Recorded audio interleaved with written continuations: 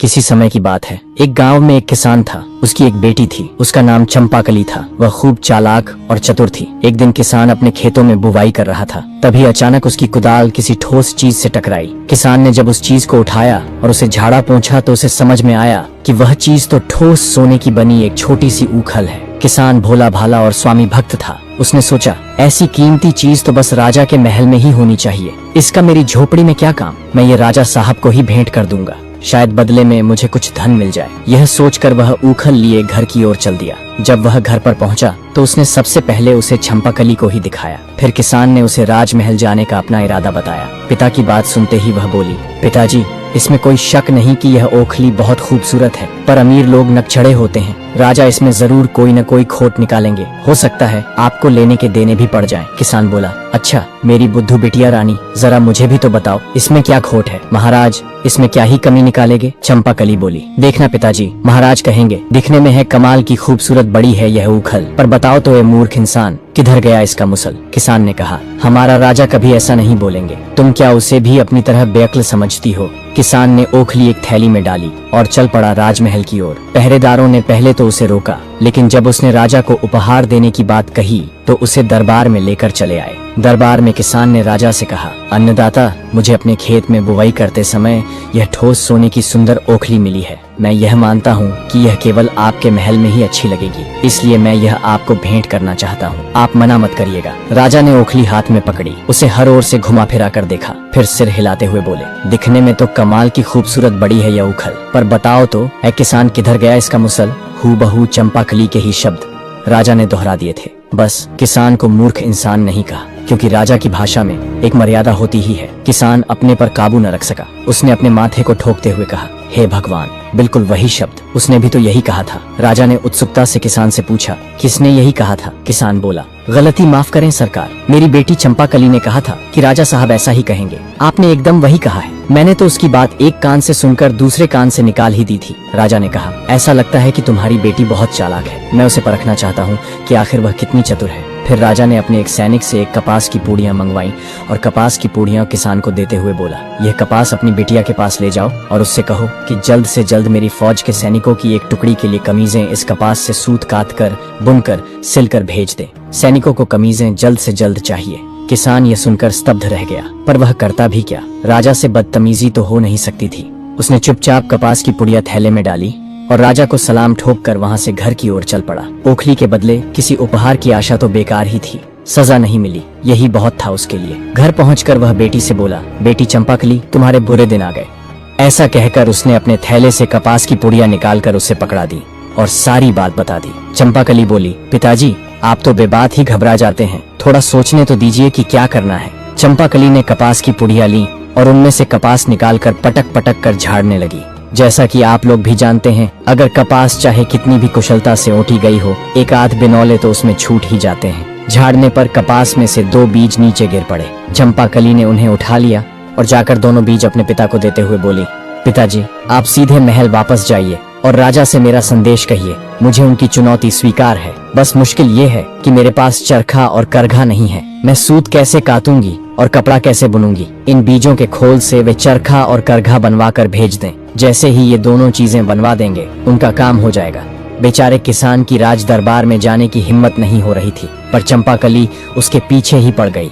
झक मारकर वह दरबार में जा पहुंचा। किसान की बातें और चंपाकली की मांग जानकर राजा की समझ में आ गया कि चंपाकली बहुत चालाक और बुद्धिमान है। उसने किसान से कहा, तुम्हारी यह बेटी बहुत चतुर है, मैं उससे मिलना चाहता हूँ। तुम उसे राजमहल आने को कहो, मैं उसके साथ बातें करना चाहता हूँ। लेकिन याद रखना, जब वह महल में आए, वह न तो कपड़े पहने हो, न ही बिना कपड़ों के हो। न तो वह भूखी आए, न भरे पेट, न तो घोड़े पर आए, न ही किसी सवारी पर, और पैदल भी न हो। न तो रात में आए और न ही दिन में। यदि वह इन शर्तों को पूरी किए बिना आई तो मैं तुम दोनों बाप बेटी के सिर कलम करवा दूंगा।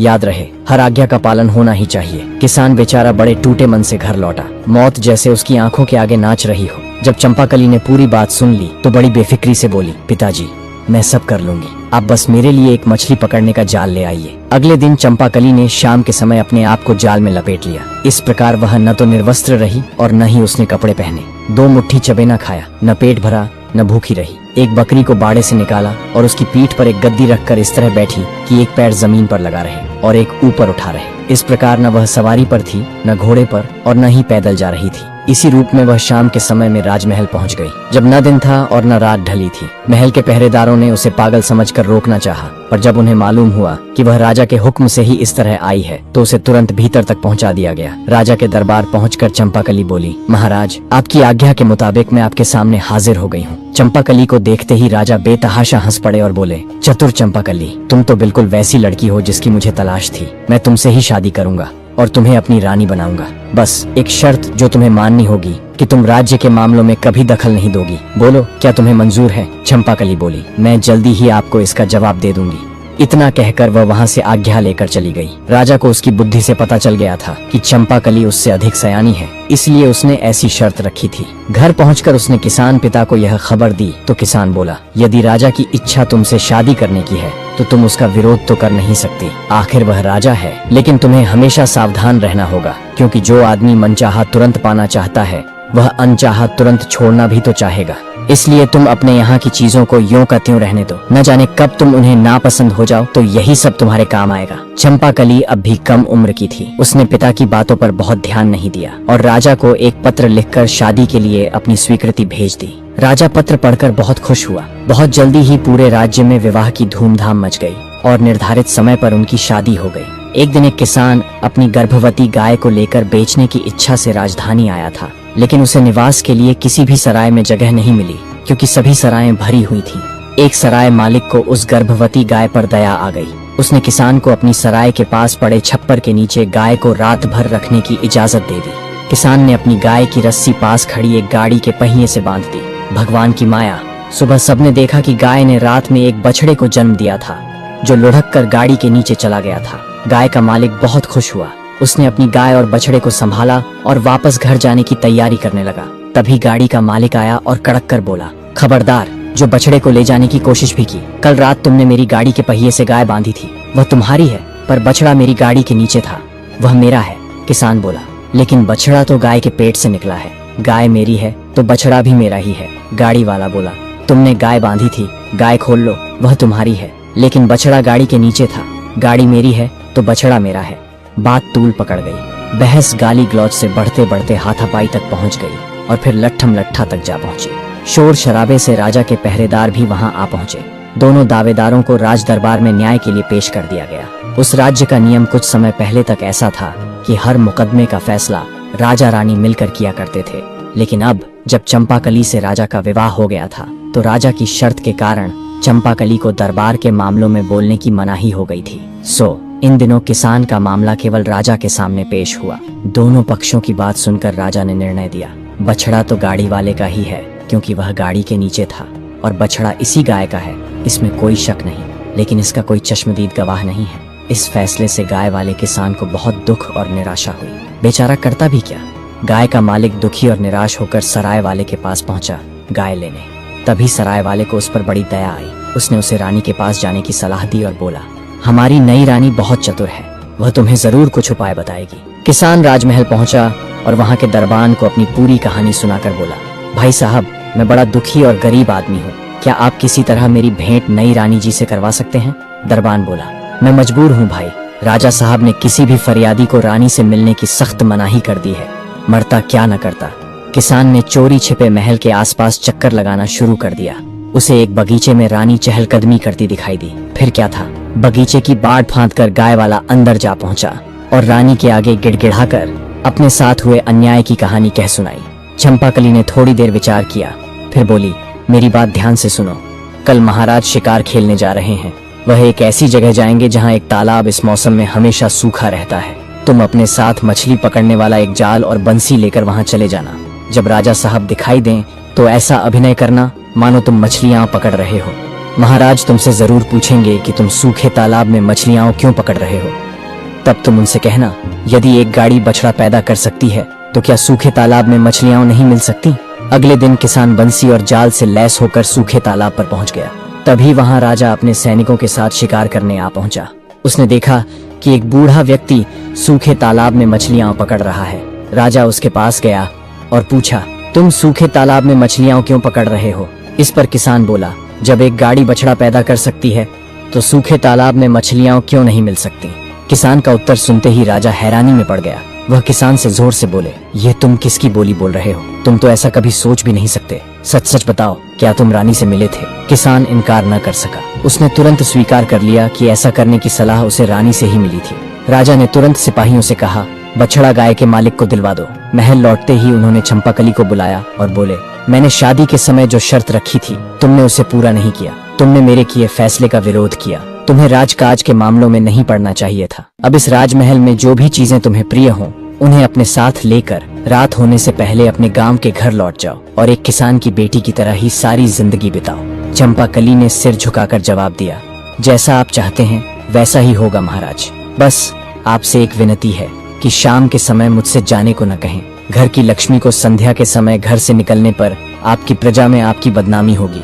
राजा बोले, ठीक है, आज रात हम आखिरी बार एक साथ खाना खाएंगे, कल सुबह तुम चली जाना। चंपाकली बोली, ठीक है महाराज। अब चतुर चंपाकली रसोई में गई और रसोइये से तला भुना स्वादिष्ट और गृष्ट भोजन बनाने को कहा। भोजन के साथ पीने के लिए स्वादिष्ट और कीमती मदिरा भी मंगवाई। सुस्वादु भोजन अधिक खाया भी जाता है और उसके बाद आलस्य भी अधिक आता है। रात को जब राजा और चंपाकली ने साथ बैठकर भोजन किया तब राजा का मन पहले से ही व्याकुल था। ऊपर से उन्होंने अधिक मदिरा भी पी ली थी। कुछ ही क्षणों में मदिरा ने अपना प्रभाव दिखाया और जैसे जैसे भोजन समाप्त हुआ राजा आलस्य और नींद के ऐसे जाल में उलझ गए कि अंततः अपनी कुर्सी पर ही गहरी नींद में डूब गए। रानी चंपाकली ने तुरंत सेवकों को आदेश दिया, महाराज को कुर्सी समेत उठाओ और जैसा कहा जाए वैसा ही करो, बिना किसी नानुकुर के। अगर किसी ने टाल मटोल की तो उसे महल से बाहर कर दिया जाएगा। सेवकों ने रानी के आदेश का तत्काल ही पालन किया। चंपाकली महल से निकल पड़ी और राजधानी की गलियों से होती हुई देर रात अपने गांव पहुंच गई। घर के दरवाजे पर पहुंचकर उसने पुकारा, पिताजी दरवाजा खोलिए, आपकी बेटी लौट आई है। बेटी की आवाज सुनते ही वृद्ध पिता दौड़ते हुए खिड़की तक आए और बोले, इतनी रात गए आई है बेटी? मैंने तो पहले ही कहा था, ऐसे आदमी का कोई भरोसा नहीं। खैर, तुम्हारा कमरा आज भी वैसा का वैसा ही है, आ जाओ बेटी। चंपाकली बोली, पिताजी जल्दी दरवाजा खोलिए, बातें हम बाद में करेंगे। दरवाजा खुला तो किसान ने देखा कुछ सेवक राजा साहब को कुर्सी सहित उठाए खड़े हैं। चंपाकली ने राजा को अपने कमरे तक पहुंचाया, उनके जूते उतारकर उन्हें बिस्तर पर सुलाया, सेवकों को विदा किया और खुद भी उनके पास लेट गई। कुछ देर बाद राजा की नींद टूटी। शायद गांव का बिस्तर महल जितना मुलायम नहीं था। उन्होंने करवट बदली तो उन्हें एहसास हुआ कि उनकी पत्नी बगल में है। वे बोले, चंपाकली, मैंने तो तुम्हें अपने गांव लौट जाने को कहा था, तुम गई नहीं? चंपाकली ने शांत स्वर में उत्तर दिया, जी हाँ महाराज, लेकिन अभी तो सुबह नहीं हुई है, आप आराम से सो जाइए। राजा फिर सो गए। अगली सुबह उनकी नींद मुर्गे की बांग और बकरियों की मिमियाहट से खुली। खिड़की से सूरज की हल्की किरणें कमरे में आ रही थीं। राजा चौंक कर उठे और बोले, चंपाकली, मैं कहाँ पर हूँ? मैं यहाँ कैसे आया? राजा के मन में और भी बहुत सवाल दौड़ने लगे। चंपाकली मुस्कुराई और शांत स्वर में बोली, महाराज, आपने ही ने तो कहा था कि महल से जो वस्तुएं मुझे प्रिय हों उन्हें साथ ले जा सकती हूँ, और महल में मेरी सबसे प्यारी चीज आप ही है, इसीलिए मैं आपको अपने साथ यहाँ ले आई। अब मैं आपके साथ यहीं रहूंगी। राजा को अब सब समझ में आ गया। राजा जोर से हंसे और बोले, चंपाकली, एक बार फिर मैं तुम्हारी बुद्धि के आगे हार गया। इतना कहकर उन्होंने उसे गले से भर लिया। इसके बाद वे चंपाकली को लेकर महल लौटे।